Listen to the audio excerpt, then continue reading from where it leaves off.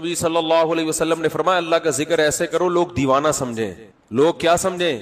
دیوانہ. اس کا یہ مطلب نہیں ہے کہ کلیجے پھاڑ پھاڑ کے اور وہ موالی جیسے قوال, جب ان قوالوں کو بولو نا کہ یہ کس طرح اللہ کے نام کی توہین کر رہے ہو, کہہ رہے حدیث میں آتا ہے اللہ کا ذکر ایسے کرو لوگ کیا سمجھیں؟ دیوانہ. یہ مطلب نہیں ہے حدیث کا, کیونکہ حدیث کا مطلب سب سے پہلے صحابہ نے سمجھا, مطلب کثرت سے اللہ کا ذکر کرو. آج محفلوں میں بھی اللہ کا ذکر ختم. نبی صلی اللہ علیہ وسلم نے کیا فرمایا, وہ محفل جس میں اللہ کو یاد نہ کیا جائے قیامت کے دن خسارے کا ذریعہ بنے گی. اس لیے جب بھی کوئی محفل ہونا کہیں نہ کہیں کسی نہ کسی حوالے سے اللہ کا نام لے لینا چاہیے انسان.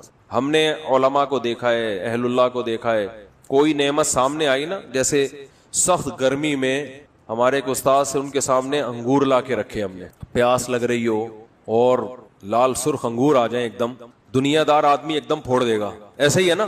کیا خیال ہے بھائی؟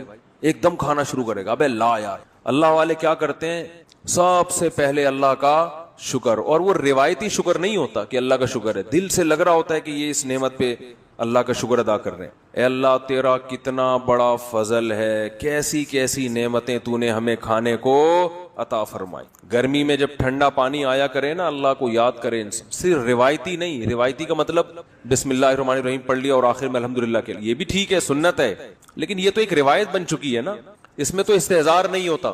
اس کے علاوہ بھی زبان سے کہے انسان یار اللہ کی کتنی بڑی نعمت ہے, شدید پیاس میں اس نے ہمیں پانی پلایا. اپنے پیارے بچوں کو جب دیکھا کریں نا کیسے پیارے لگتے ہیں, اگر اپنے ہوں, پڑوسیوں کے بچے نہیں اچھے لگتے انسان, وہ ٹینشن ابے لے کے جائے یار ان کو. تو جب پیار آتا ہے تو فوراً کس کی طرف نسبت؟ اللہ کی نعمتیں. بھائی یہب لمن یشاء اناسا, جس کو چاہتا ہے بیٹیاں گفٹ میں دیتا ہے, یہ مجھے گفٹ میں ملی ہے پیاری پیاری بچیاں. وَيَهَبُ لِمَن يَشَاءُ الذُّكُورَ, جس کو چاہتا ہے بیٹے گفٹ میں دے دیتا ہے. بڑے ہو کر تو پتہ نہیں اچھے لگے نہ لگے, بچے تو اچھے ہی لگتے ہیں نا. تو جب اپنے بچوں کو پیار کیا کرو, کس کا شکر ادا کرو؟ اے اللہ تیری نعمت, کیسے پیارے لگتے ہیں بھائی. ہمارا تو کلو کلو خون بڑھتا ہے بچوں کو دیکھ کے. صرف ایک فیملی پلاننگ والے ہیں جن کو بچے کو دیکھ کے خون جلتا ہے ان کا کہ یہ کیوں ہو گئے, کیا خیال ہے یہ کیوں ہو گئے. اور مجھے دیکھ کے تو اتنا خون جلتا ہے کہ ایک تو میں ہوں بھی چوتھے نمبر پہ. فیملی پلاننگ والے تو کہتے ہیں 2 کے بعد نہیں ہونے چاہیے نا, تو میں کون سے نمبر پہ ہوں؟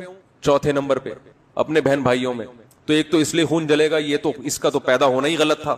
کیا خیال ہے؟ اصول کے مطابق تو اس کو پیدا ہونا ہی نہیں چاہیے تھا. اس نے تو پیدا ہو کے غربت میں اضافہ کر دیا, کیونکہ 2 کے بعد جتنے ہوں گے غربت میں اضافہ کریں گے نا, اس لیے بھی جلتے ہیں. دوسرا اس لیے بھی جلتے ہیں کہ اس کے اپنے بہت سارے ہیں, اور اس لیے بھی جلتے ہیں کہ یہ بہت سارے بچے پیدا کرنے کی ترغیب بھی دیتا ہے. کیا خیال ہے؟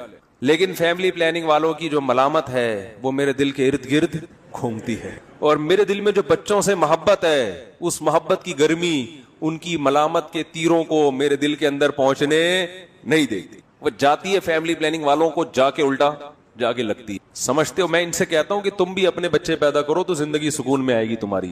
اللہ پہ توکل کرنا سیکھو, اللہ کے بندو اعتماد کرنا سیکھو. خدا کی قسم دولت میں مزہ نہیں ہے, ایک تھیلا جیب میں نہ ہو لیکن نظر کس پر ہو؟ اللہ پر ہو. اس میں بڑا مزہ ہے کہ انسان کا جب اللہ سے تعلق ہوتا ہے نا تو پھر غربت میں بہت مزہ آتا ہے. اس کو پتا ہے کہ کھلائے گا کون؟ اللہ. تو وہ ایک بزرگ تھے, ان کے پاس ایک طالب علم پڑھا کرتا تھا, فاقوں میں وقت گزر رہا تھا. تو وہ بچہ جو تھا نا, جب وہ گھر جاتا, کھانے وانا ہوتا نہیں تھا گھر میں, تو ماں سے پوچھتا کچھ کھانے کو ہے, تو وہ کہتی نہیں آج ہم اللہ کے مہمان ہیں. دیکھو اللہ کے مہمان کو تو زیادہ ملنا چاہیے نا, مطلب یہ کہ آج ہمیں بس اللہ ہی کھلائے گا. بچہ سمجھ جاتا کہ آج گھر میں کچھ بھی نہیں ہے. تو ایک دن گھر میں گیا, کچھ ہے؟ انہوں نے کہا ہے کھانے کو. تو کہنے لگا اماں جب تو یہ کہتی ہے نا کہ آج ہم اللہ کے مہمان ہیں, تو اس کلام میں جو لذت ہے وہ کھانے میں نہیں ہے. بھوکا رہنے کا اپنا مزہ ہے بھائی, اپنی حماقتوں سے بشرطے کہ بھوکا نہ رہ رہا ہو. ایک ہوتا ہے اللہ کی طرف سے آزمائش, ایک ہوتی ہے اپنی حماقتوں سے. بے روزگاری کی وجہ سے خود ہی کوئی قابلیت ہی نہیں ہے, نہ پڑھائی میں دل لگا رہا ہے, نہ کوئی محنت مزدوری کر رہا ہے, پھر جو بھوک آئے گی یہ اللہ کی طرف سے نہیں ہے, یہ آپ کی حماقتوں سے ہے. اور اس میں خوشی بھی نہیں ملتی انسان کو, اس میں اور ٹینشن میں جاتا ہے. تو کہ جو غیر مسلم ہیں وہ اللہ کی عبادت کسی نہ کسی مفاد کو سامنے رکھ کے کرتے ہیں. وَمِنَ النَّاسِ مَن يَعْبُدُ اللَّهَ عَلَى حَرْفٍ, بہت سے لوگ ایسے ہیں جو اللہ کی عبادت, خدا کی عبادت ایک کنارے پہ کھڑے ہو کر کرتے ہیں. فَإِنْ أَصَابَهُ خَيْرٌ اطْمَأَنَّ بِهِ, اگر فائدہ ہو رہا ہے تو مطمئن, اور اگر آزمائشیں آ رہی ہیں انقلب علی وجہی, فوراً پلٹ جاتے ہیں. آج مسلمانوں میں بھی ایسے لوگ پیدا ہو گئے ہیں. تو اہل اللہ اللہ کی عبادت کرتے ہیں اللہ کو خوش کرنے کے لیے، ثواب کے لیے، بلکہ ثواب سے بھی آگے ان کا مقام پہنچ چکا ہوتا ہے کہ بھئی ثواب نہ بھی ملے پھر بھی کیا کرنی ہے، یہ تو اللہ ہمارا محبوب ہے نا، تو محبوب کے ذکر میں ان کو لذت محسوس ہوتی ہے، محبوب کی یاد میں ان کو لذت محسوس ہوتی ہے۔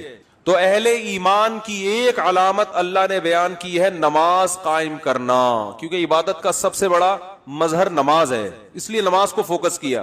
مفتی طارق مسعود صاحب کے وہ کیا ہے یار، تھکن سے چور ہو جانا۔ اللہ کی محبت کی جو راستہ ہے نا، اللہ کی محبت میں آپ جو راستہ طے کرتے ہو اللہ کو پار کرنے کے لیے، اللہ کو پانے کے لیے، اللہ کو حاصل کرنے کے لیے آپ جو راستہ طے کرتے ہو نا، اس طے کرنے میں تھک جانا یہی منزل ہے عاشق کے لیے۔ دیکھو آپ جب کسی ہدف پہ چلتے ہو، راستے میں تھک گئے آپ، تو منزل تک پہنچنا مشکل ہو گیا نا، تو وہ آپ کا سفر کیا ہو گیا؟ ضائع۔ لیکن حضرت مفتی تقی عثمانی صاحب رحمہ اللہ نے بڑا پیارا شعر کہا کہ اللہ کی راہ میں اللہ کو پانے کے لیے تھک جانا ہی منزل ہے۔ اللہ یہی چاہتے ہیں کہ تھک جاؤ بس، تم اس تھکاوٹ سے ہی میں ملوں گا۔ کیا کریں، وہ ذوق ہی نہیں ہے۔ ابھی میں کرکٹ کی باتیں شروع کر دوں، ابھی میں عمران خان پہ وہ سیاسی تبصرے شروع کر دوں، شادیوں کی باتیں شروع کر دوں، بہت مزہ آئے گا ایک دم۔ اچھا، جس کی زیادہ شادیاں ہوتی ہیں نا، اس کو اللہ کی محبت کی باتیں بہت جلدی سمجھ میں آتی ہیں، کیونکہ دکھی دل ہوتا ہے نا، ٹوٹا ہوا دل، اجڑا ہوا۔ وہ کہتے ہیں مجھ سے اللہ کی محبت ہی کی باتیں کیا کرو، عورتوں کی باتیں مجھ سے، یہ کنواروں کے شوق ہیں کہ اللہ کی محبت کے بجائے خواتین کی باتیں کرو، شادیوں کی باتیں۔ لیکن جب ہو جاتی ہے نا 2-3، تو پھر آدمی کہتا ہے یار اللہ کی محبت کی باتوں میں اللہ نے بڑا مزہ رکھا ہے۔ یہ بھی ایک فائدہ ہے۔ تو حضرت یہ شعر پڑھا کرتے تھے بڑے مزے سے کہ یہاں تو عین منزل ہے تھکن سے چور ہو جانا۔ پھر حضرت ایک اور شعر پڑھتے تھے، مجھے تو شاعری کا زیادہ ذوق نہیں ہے تو مجھے پورے شعر یاد نہیں رہے۔ وہ ایک اور شعر پڑھتے تھے، بس ایک بجلی سی پہلے کوندی پھر آگے کی کچھ خبر نہیں ہے، مگر جو پہلو کو دیکھتا ہوں تو دل نہیں ہے جگر نہیں ہے۔ یعنی اللہ کی محبت میں ہم دل بھی گنوا بیٹھے اور جگر بھی، پہلو کو دیکھ رہے ہیں تو نہ دل نظر آ رہا ہے ہمیں، نہ جگر نظر آ رہا ہے۔ تو محبت کے اصول تو کچھ اور ہوتے ہیں نا، اس میں تھوڑی انسان پابند ہوتا ہے۔ آپ نے اپنی محبوبہ کو ٹائم دیا 10 منٹ کا ملاقات کا، تو ایسا تھوڑی ہوگا آپ اینڈ ٹائم پہ پہنچے، ٹھیک اسٹاپ واچ لگا کے 10 منٹ کی میٹنگ ہوئی، اچھا جی میٹنگ برخاست، ہمارا آپس کی میٹنگ 10 منٹ کی طے ہوئی تھی، چلتے ہیں، آپ اپنا خیال رکھیے گا، مجھے بھی، میرا بھی رکشا کھڑا ہوا انتظار کر رہا ہے۔ ایسے ہوتا ہے؟ وہاں تو ٹائم ویسٹنگ ہی کیا ہے، مطلوب ہے، وقت کا ضائع کرنا ہی عاشق کے لیے کہ بھائی ٹائم ویسٹ کرو، ہم آئے اس لیے ہیں۔ ہاں کوئی بزنس کی میٹنگ ہو رہی ہے یا کوئی اور کوئی کسی کو، اس میں آدمی ٹائم دیکھتا ہے، بھائی 10 منٹ 15 منٹ ہو گئے بس اب جاؤ یار، اپنا دماغ کیوں کھا رہے ہو ہمارا۔ وہ بار بار میں واقعہ سناتا ہوں نا حضرت موسیٰ علیہ السلام والا، موسیٰ علیہ السلام کی جب اللہ سے کلام ہوا، اس واقعے سے میں ایک سبق دلاؤں گا آپ کو۔ بہت سے لوگ کہتے ہیں ہم جب ذکر کرتے ہیں تو ذکر میں مزہ نہیں آتا، حدیث میں آتا ہے نا 100 دفعہ صبح لا الہ الا اللہ وحدہ لا شریک لہ لہ الملک ولہ الحمد یحیی و یمیت وہو حی لا یموت۔ کیسا مزیدار کلمہ ہے، کیسا مزیدار کلمہ۔ چائے بڑی خاندانی چیز ہے یار، آپ کو ایک بات بتاؤں، جب آدمی 24 گھنٹے چائے نہ پیے نا، پھر چائے پی کے بیان کرے تو عجیب ہی لطف آتا ہے اس میں نے کافی دیر بعد اب چائے پی ہے نا، اور کڑک دودھ پتی، تو میری کھوپڑی ایک دم ایکٹیو ہو گئی ہے آج۔ تو سوچو سٹے میں کیا ہوگا، ہم ہمیں چرسیوں کو برا بھلا کہتے ہیں، ہیروئنچیوں کو بھلا بھلا کہتے ہیں۔ تو میں نے اکثر دیکھا جب میرا دماغ تھکا ہوا ہوتا ہے، بیان نہیں ہوتا، سب سے زیادہ اہم آرڈر فریش ہوتا ہے تو کس کا دیا ہے قرآن میں؟ نماز کا۔ دماغ چلتا ہے۔ اللہ اگر میں چھوڑ دوں کوئی بات نہیں، اللہ غفور رحیم ہے۔ نہیں بھائی، عادت خراب کر دی نا ہم نے، غفور رحیم کو غلط جگہ فٹ کر رہے ہو۔ حضرت موسیٰ علیہ السلام شروع یہاں سے ہوتا ہے، الذین یؤمنون بالغیب ویقیمون الصلاۃ۔ کہ جو ذکر ایمان اللہ کی ہے نا، پہلی علامت ہے پر ایمان، نہ ہم کوئی ترقی وہ کر رہے غیب ہیں جس کے برحق ہونے پر دلیل قائم ہے، قرآن و سنت کی۔ اور اس کے بعد ایمان لانے کے بعد سب سے پہلا کام کیا کرتے ہیں؟ نماز پڑھتے نہیں ہیں، قائم کرتے ہیں۔